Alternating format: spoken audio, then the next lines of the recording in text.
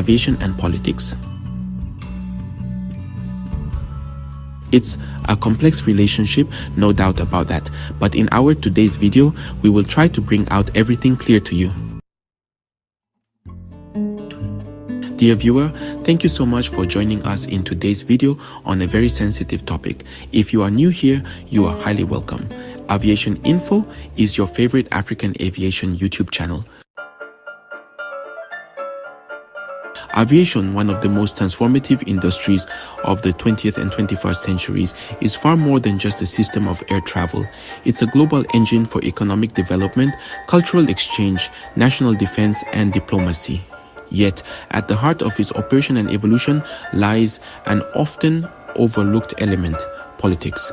Aviation and politics are closely connected, influencing each other in ways that shape global transportation, international relations, and national security. Understanding the political dimensions of aviation provides insight into how air travel is governed, restricted, supported, and used as a strategic tool by nations across the world. At the international level, aviation acts as a powerful instrument of diplomacy.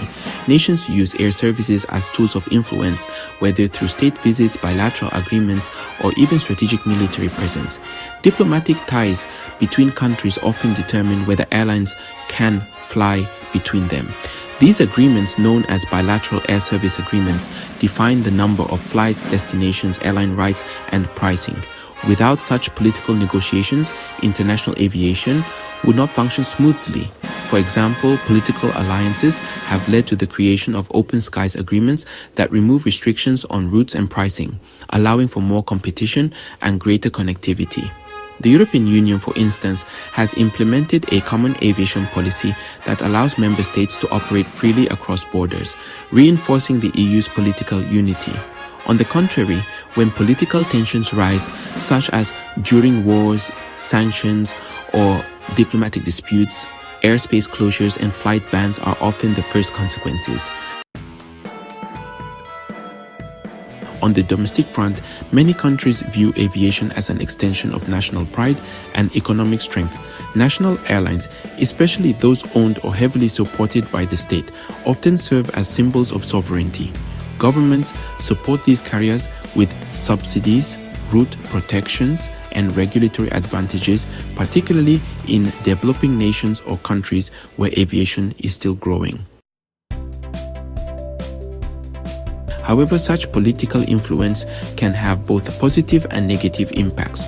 While government support can help airlines expand and modernize, it can also lead to inefficiency, corruption, or poor financial performance when driven by political rather than economic motives. Decisions about airport development, road allocations, and management appointments are often affected by political agendas. A vivid example is the competition between global airline giants such as Qatar Airways, Emirates, and Turkish Airlines, whose rapid expansion has been backed by state policy and international diplomacy. These airlines not only serve as carriers, but also represent their country's soft power on the global stage. Following the 9/11 attacks in 2001, aviation became a central focus of national security policy. Governments across the world enacted strict security protocols, often in cooperation with international agencies like the International Civil Aviation Organization, or ICAO. These protocols include no-fly lists, passenger data sharing, advanced screening technology, and immigration checks, all of which are influenced by political priorities. So, the politics of security often intersect with civil liberties, creating ongoing debates about privacy, discrimination, and state control. For instance, visa policies and travel bans based on nationality or religion, such as the US travel ban implemented in 2017, demonstrate how aviation can become entangled in wider political and ideological issues. Moreover, aviation has become a theater for international sanctions. Airlines of countries under sanctions often face restrictions on aircraft leasing, maintenance, or airspace use. These measures can cripple national carriers and isolate countries economically, showing how aviation is used as a tool of pressure in global politics. In recent years, the environmental impact of aviation has also become a political topic. Governments and international organizations are, debating how to reduce aviation's carbon footprint while maintaining global connectivity. Political will plays a major role in shaping policies such as carbon offsetting, sustainable fuel development, and emission trading systems. The Carbon Offsetting and Reduction Scheme for International Aviation, or CORSIA, led by ICAO, is one example of international political collaboration aimed at limiting aviation's contribution to climate change. However, national interest, industry lobbying, and uneven development among countries often slow down progress, highlighting the complexity of balancing political and environmental goals. Military aviation is another dimension where politics and aviation intersect strongly. Nations invest heavily in air power as part of their defense strategy, and political decisions determine the development, deployment, and use of air forces. Air bases, fighter jets, surveillance aircraft are strategic assets that influence geopolitical dynamics of a country. Additionally, air corridors and overflight rights for military or humanitarian missions often require complex political negotiation. In conflict zones, control of airspace can be a matter of life and death, both militarily and for civilian evacuations.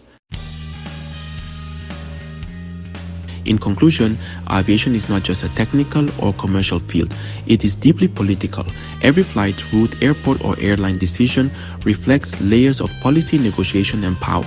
Politics influences who can fly, where they can go, how safe they are, and what rights they carry with them, whether through international diplomacy, national economic strategy, security policy, or military operations. The skies are as political as they are practical. As global travel continues to grow and improve, the relationship between aviation and politics will remain critical. For countries to benefit from aviation's full potential, they must navigate not just the skies, but also the complex world of political cooperation, conflict, and regulation. Thank you so much for watching. Please do not forget to like and give us a thumbs up, and also kindly share your thoughts in the comments section.